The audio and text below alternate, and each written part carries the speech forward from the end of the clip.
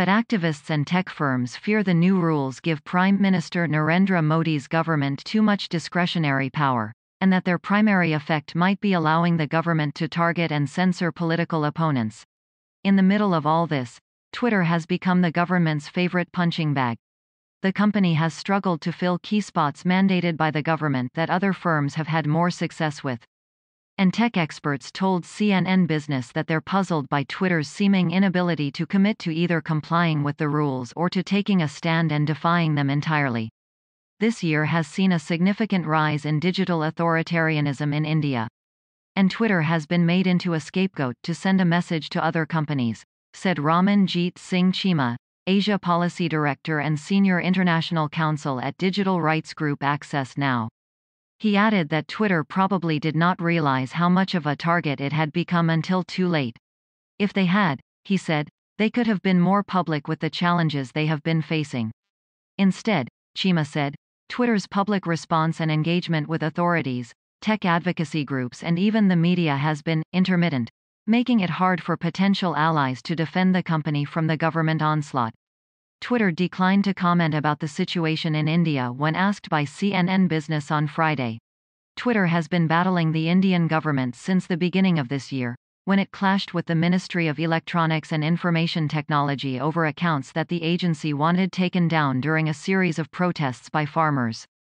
Twitter complied with some of the requests but refused to take action against accounts of journalists, activists or politicians. Weeks after that feud, India introduced the new IT rules, which among other things require social media companies to create 3 roles in the country. A compliance officer, who will ensure their company follows local laws.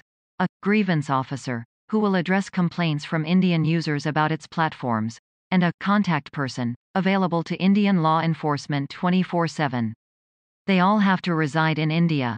Companies are also required to trace the first originator of messages if asked by authorities. Twitter, however, has so far neither compiled with the rules nor filed a legal challenge to them. It's also sent mixed signals with its statements on the matter. In May, the company expressed concerns about core elements of the new IT rules and the potential threat to freedom of speech in the country. Then, a few days later, it pledged to meet the new requirements. We have assured the Government of India that Twitter is making every effort to comply with the new guidelines, and an overview on our progress has been duly shared, the company said in a statement in June. We will continue our constructive dialogue with the Indian government. This week, the company went further, and has clearly listed its compliance timeline. It was recently taken to court by a Twitter user who came across defamatory posts on the service, and was unable to find an India-based grievance officer.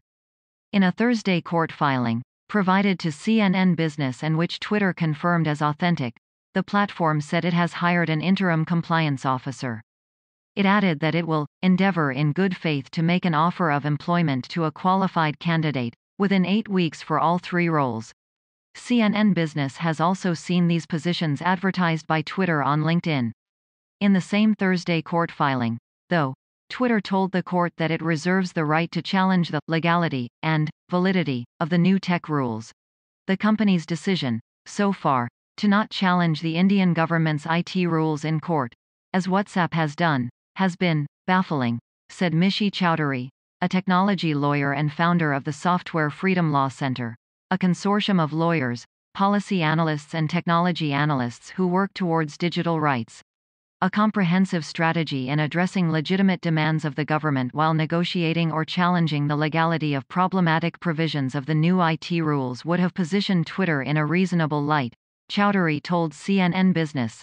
This haphazard, non-transparent positioning by Twitter only leads to speculation and zero clarity for the users or observers. It's a very delicate balance to draw when you want to actually be in court, versus when you want to negotiate and try to make sure that the government understands the perspective that you're bringing, she said, when asked at the summit if the company plans to file a legal challenge in India. Because I do think you can lose a lot of control when you end up in litigation. You certainly don't know what's going to happen. Twitter's difficulties compared to rivals like Google and Facebook could also be explained by its relative lack of business partnerships in the region. And small amount of political capital, according to Cheema. He said that even though Twitter is hugely influential in Indian political and media circles, the team in the country is smaller and younger than those of other American tech giants. The company declined to disclose the size of its team in India. Even so, the company's plight is deserving of some sympathy, according to Nikhil Pahwa, the Delhi-based founder of tech website Media Nama. I would say that they failed to fully grasp the issues that they would face if they didn't even do base-level compliances, Pahwa told CNN Business. But, I don't think any company would have handled things well if they faced the onslaught that we see Twitter facing right now.